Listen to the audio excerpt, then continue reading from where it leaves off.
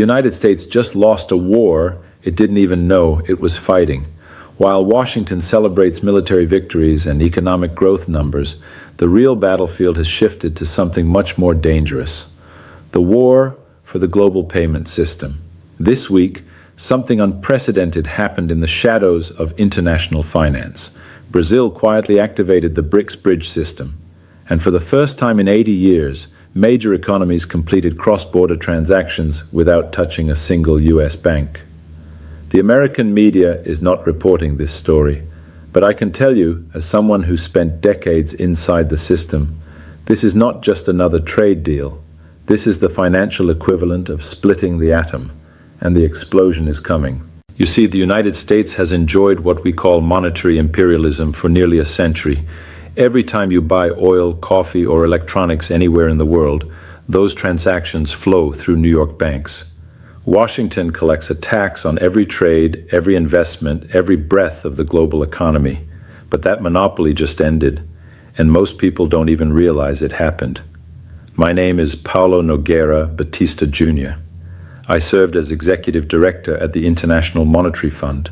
I sat across the table from finance ministers of collapsing nations. I know how empires fall. They don't collapse from outside invasions. They collapse when their money stops working.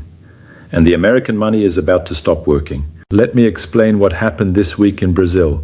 President Lula signed an executive order that sounds boring to most people, but this order just declared independence from the US financial system. Brazil can now trade directly with Russia, China, India, and South Africa using our own central bank digital currencies. No dollars, no SWIFT system, no permission from Washington. Think about what this means. When Brazil sells soybeans to China, we no longer convert our reais to dollars first. We settle the trade instantly using blockchain technology backed by our central banks. The transaction is faster, cheaper, and completely invisible to US regulators. For 50 years, America's greatest weapon was not their military, it was SWIFT, the Society for Worldwide Interbank Financial Telecommunications.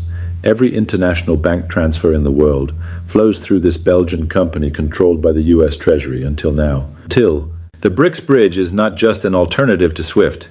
It is a declaration of war against monetary colonialism, and it's working. In November 2024, Russia and China settled $20 billion in bilateral trade using this new system.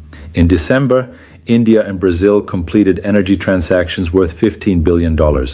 By January 2025, South Africa joined the network. The numbers are still small compared to the global economy, but remember, every revolution starts with small numbers. The internet started with a few university computers.